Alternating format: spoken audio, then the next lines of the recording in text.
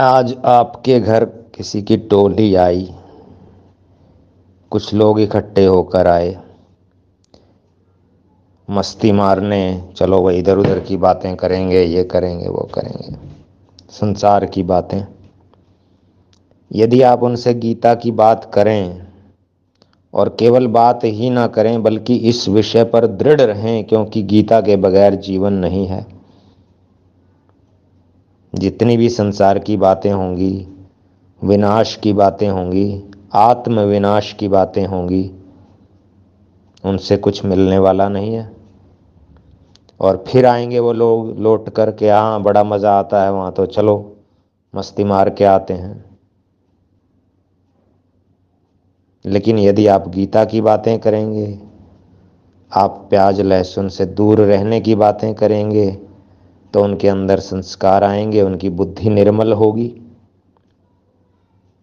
यदि आप किसी की निंदा करने से उनको तुरंत मना करोगे, एक भी व्यक्ति की एक भी बार निंदा न हो, ध्यान रहे, क्योंकि एक भी व्यक्ति की एक भी बार निंदा करने से उसके अनेकों पाप आपके खाते में ट्रांसफर हो जाते हैं और फिर आपको उनको भोगना पड़ेगा।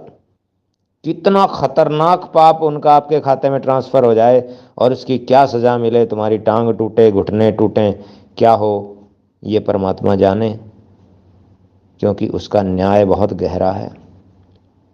क्या आप चाहोगे कि उस 2 मिनट की मस्ती के बदले आपको ऐसी सजा मिल जाए कि आपके दोनों घुटने टूट जाएं, पूरी जिंदगी के लिए आपके घुटनों में दर्द हो जाए, आपका सिर फूट जाए, पूरी जिंदगी के लिए आपकी मेमोरी कम हो जाए, आपको कानों से कम सुनने लग जाए, आपको आंखों से कम दिखने लग जाए? इतना भयंकर फल एक छोटी सी निंदा का, एक छोटी सी मस्ती का। और आप समझते हो कि मस्ती मन वो आज आ जाते हैं तो मस्ती मनाने का अवसर मिलता है, थोड़ी देर हमारा जी खुश हो जाता है। तुम्हारा जी खुश किन बातों में होता है? कभी विश्लेषण तो करके देखो। किसी की निंदा करके, भोग विलास की बातें करके, गंदी बातें करके, पति पत्नी की बातें करके, देवर भाभी के मजाकों की बातें करके, साला साली साली के मजाकों की बातें कर, इनमें होता है ना तुम्हारा दिल खुश।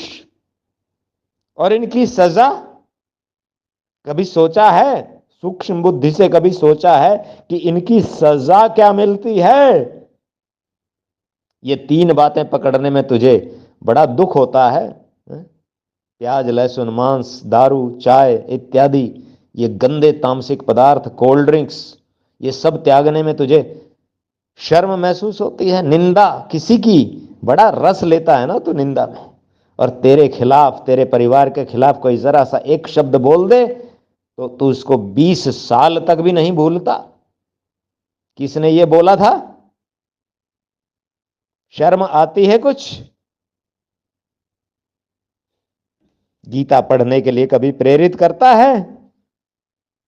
जो जीवन का संविधान है, जो जन्मों जन्म की कहानी निश्चित करती है कि कैसे तुम्हारे आने वाले जन्म होंगे, उस गीता का जिक्र करता है तू अपनी बातों में किसी से?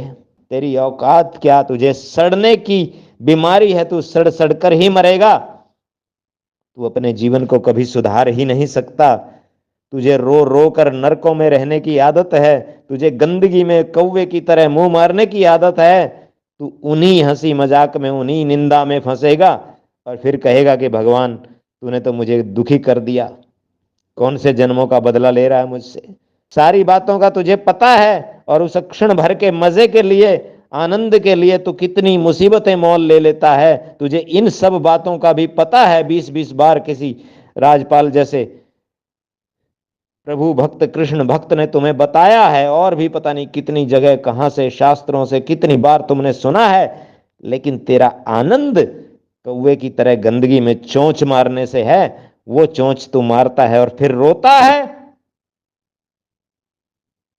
जय श्री राम, जय श्री राम, राधा कृष्ण सीताराम सीताराम।